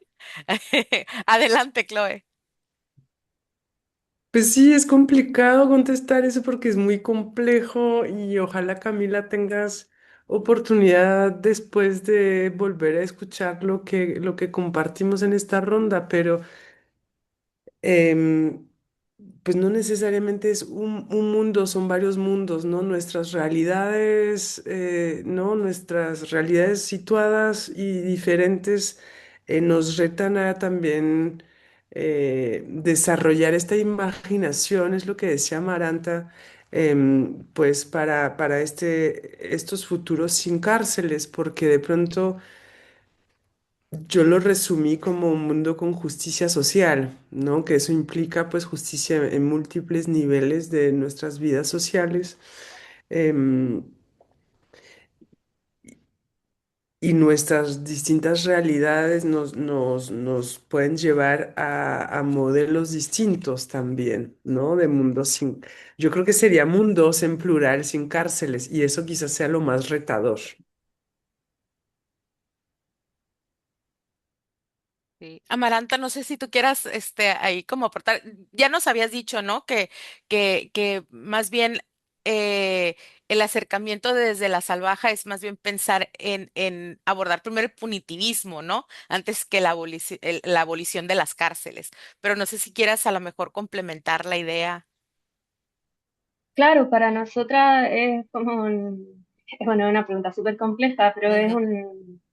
un proceso, ¿no? En desarrollo de ensayo y error, como que para imaginar un mundo sin cárceles, nosotras pensamos en esta idea de la imaginación, pero también de la memoria, ¿no? De cómo las cárceles actualmente podrían pasar a declararse, a ser declaradas sitios de memoria y cómo desde ahí podríamos imaginar otras maneras, ¿no? De enfrentar los conflictos, de reparar el daño, de prevenirlo, ¿no? Como en el fondo de generar espacios comunitarios, como de encuentro, de reflexión, de pensamiento crítico, pero sin duda es muy difícil imaginar un mundo sin cárceles ahora porque el punitivismo es una estructura, es un pilar de nuestra sociedad. Entonces, para pensar e imaginar eso, tenemos que partir por imaginar un mundo con, que enfrenta los conflictos fuera de las lógicas punitivistas. Em, eso. Muchas gracias, Amaranta. Tengo aquí otra pregunta de parte de Lidia. Y Lidia dice, me parece muy interesante todo lo que han compartido. Por favor, ¿podrían recomendar literatura para conocer más sobre abolicionismo feminista? Muchas gracias por compartir. No sé quién quiera contestar. Well, let me just say, let's start with reading Abolition Feminism Now. I think there's a fairly comprehensive work. I would also, again, recommend Beth Ritchie's Arrested Justice. I think it really lay out the relationship between abolition and feminism and how we need feminism. Abolitionists need feminism and feminists need abolition. I'm sorry, but I have to run because I teach and I live a little bit further away from campus. So I just want to say thank you to the collective for organizing this space. And again, I'm grateful to Amanta and Chloe for sharing their insight and wisdom and being in conversation today. I definitely can't emphasize the importance enough of moving forward, not in a reformist way, but revolutionary way. And obviously, we do absolutely must defend the right to imagine a different future. And I think our colleagues in the global South certainly understand and have lived different world is possible. So I think we need an anti-colonial future. I think we need a decolonial future, and we need a no prison future. So, and certainly not a fascist future. So thank you so much. And thank you so much again, Kenya Herrera. Thank you. Thank you so much, Dr. Kwan. It was marvelous having you here.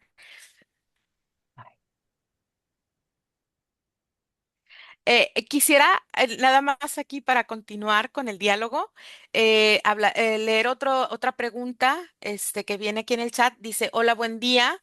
Mi nombre es Vladimir y aquí comparto una inquietud a partir de sus experiencias. ¿Qué transformaciones culturales, políticas y económicas serían necesarias para sostenerla? O si pueden compartir estrategias prácticas que han implementado en sus espacios inmediatos. En este caso, bajo la lógica de ir superando el punitivismo. Lo comparto porque veo y el encuentro de hoy se encamina a ese mundo donde caben más mundos, pero de repente llegan esas olas de gobiernos conservadores con políticas punitivas.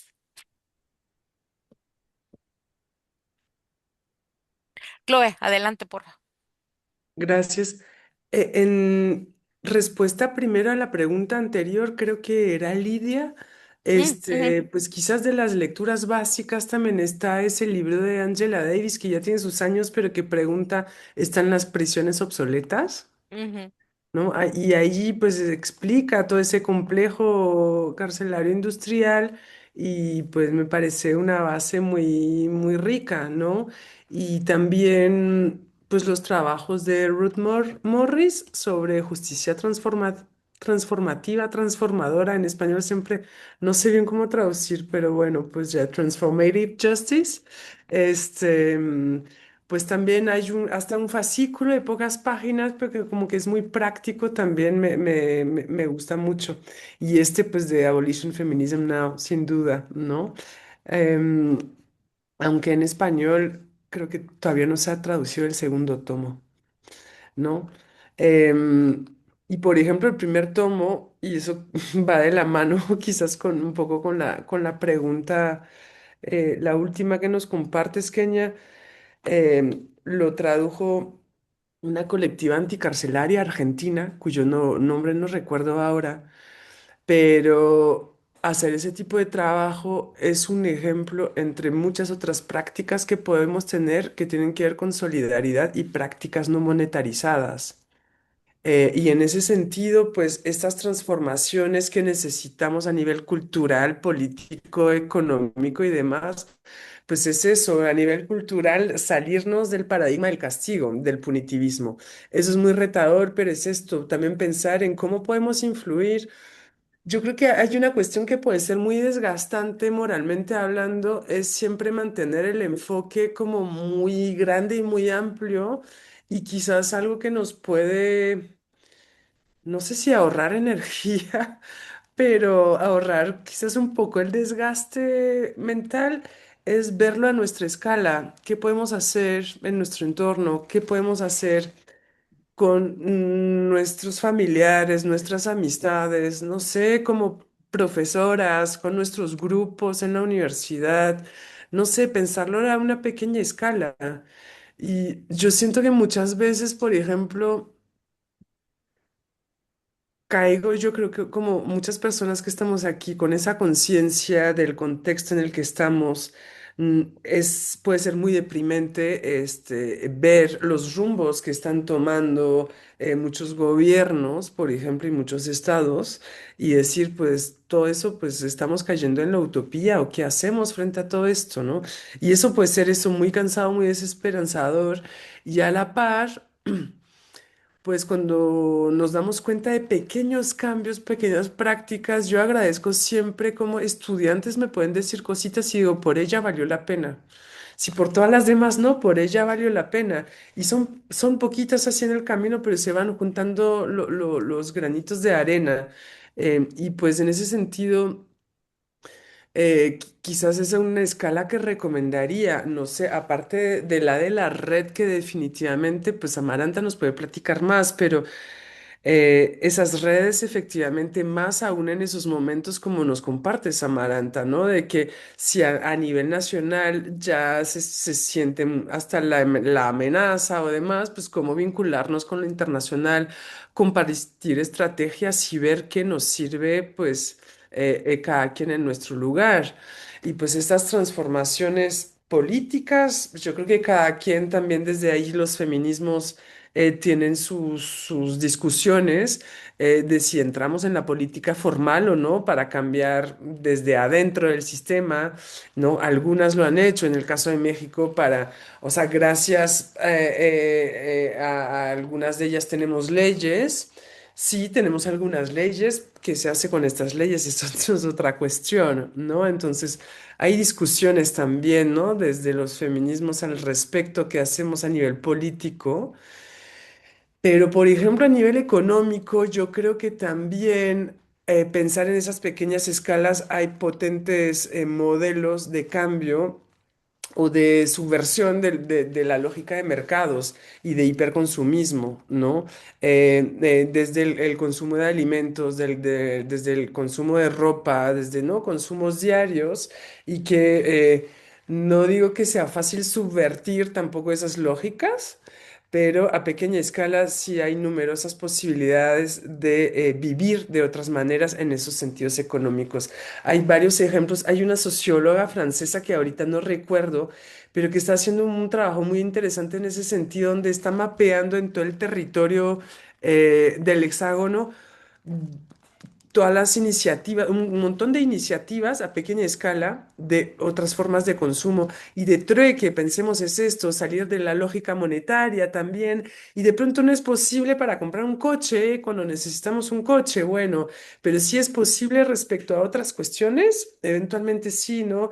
Y hay muchas pequeñas iniciativas, por ejemplo, hacer círculos, ¿no? Entre mujeres, entre amistades de intercambio de ropa o de decir, yo preparo tal tipo de comida, pero me es más fácil preparar en gran cantidad. eh, que me ofreces a cambio a nivel barrial, por ejemplo, no a nivel familiar, pensando en qué estructuras tenemos y cómo las podemos reorganizar. Existen varios ejemplos y creo que muchas veces es cuestión de a nuestra pequeña escala, reproducir estas experiencias. Y como decía Amaranta, eso me encantó, Amaranta, de lo que decías del proceso de ensayo y error. Y pensando en todas las prácticas que necesitamos transformar, como yo lo decía hace un momento, no tenemos una receta única. Entonces, respecto a esta última pregunta, pues es eso también, reconocer que podemos calcar quizás algunas experiencias exitosas y otras, pues tratar de recuperarlas, adaptarlas y reconocer esos procesos de ensayo y error, porque también el errar es parte del quehacer humano. Sin embargo, estamos en un sistema que no reconoce la validez de los errores tampoco, no los reconoce como parte de procesos de aprendizaje. Y ese es otro chip que tenemos que cambiar, me parece, en ese sentido, también reconocer pues lo valiosos que pueden ser los errores para nuestros procesos de cambio. Muchas, muchas gracias, Chloe. En nuestro tiempo nos queda un minuto. Amaranta, no sé si quieras hacer un comentario breve para cerrar. Oh, sí, tenía hartas cosas que decir, pero voy a No, tratar pero de nos sintetizarlo. podemos comer un poquito de tiempo si quieres, ¿eh? O Ya. sea, no tenemos por qué terminar ya, ¿no? Ya, súper. Es que Sí, es una buena pregunta. sí. Pensaba como, bueno, para complementar lo que dijo Chloe, que estoy completamente de acuerdo, que, que principalmente para nosotras y en estos diálogos con otras organizaciones anticarcelarias de Chile, em, creemos que como la acción concreta que hay que hacer y mantener en este presente de, bueno, avance del fascismo, de todas las crisis que estamos viviendo, es eh, seguir entrando a las cárceles, ¿no? Que la sociedad civil siga entrando, siga ingresando, permanecer adentro, generar espacios de reflexión, de apoyo, de acompañamiento afectivo, de creación artística, de imaginación, no soltar esos espacios, porque también nuestra presencia dentro de las cárceles se transforma de alguna manera como en observación de derechos humanos, ¿no? En la medida que hay personas ahí como escuchando, atendiendo, ¿no? a las violencias que están sucediendo adentro, podemos de alguna manera, no sé, difundir, visibilizar, ¿no? Presionar para transformar, que realmente quizás no, no, no es una transformación a gran escala, ¿no? Pero es como la base, ¿no? Y en ese sentido también creemos con el término de las transformaciones como económicas, que sí es importante, sobre todo en el marco de las cárceles de mujeres, el aprendizaje, la enseñanza de oficios para poder sobrevivir, sostenernos, ¿no? Como de cómo el trabajo igual es una dimensión súper importante para las mujeres y de cómo podemos aprender, enseñar oficios y maneras de sobrevivir económicamente, que eso realmente es como fundamental, sobre todo para mujeres que necesitan sostener a sus familias, ¿no? En ese sentido, la economía solidaria es importante, como activar redes, como que muchas compañeras en otras regiones, en otros territorios, están activando este aprendizaje y enseñanza de oficios. Em, y bueno, también pensaba como en lo del ensayo y error que mencionaba Chloe, también como de no condenar nuestros errores, sino como aprender de ellos, como no castigarnos por no lograr las transformaciones que anhelamos a la velocidad que esperamos. Em, y claro, presionar, presionar para hacer transformaciones. En el fondo, las transformaciones estatales no sabemos qué tanta incidencia tienen en la vida real de las personas, pero sí, por ejemplo, podemos mencionar acá en nuestro territorio la ley Sayén, que es una ley que está en trámite, eh, que se propuso a raíz del caso de Lorenza Cayuán, una mujer mapuche embarazada que fue obligada a parir en Grillada en 2016. em, entonces, que evidenció violaciones a los derechos humanos y la violencia obstétrica, y eso impulsó esta creación de esta ley, que en el fondo busca que las mujeres embarazadas no cumplan condena y además que puedan estar con su hijo hasta los 2 años, ¿no? Fuera de la cárcel.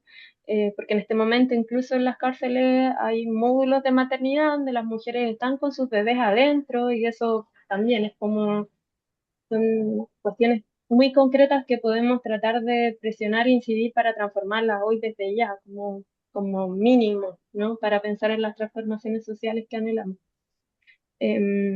Eso, muchas gracias.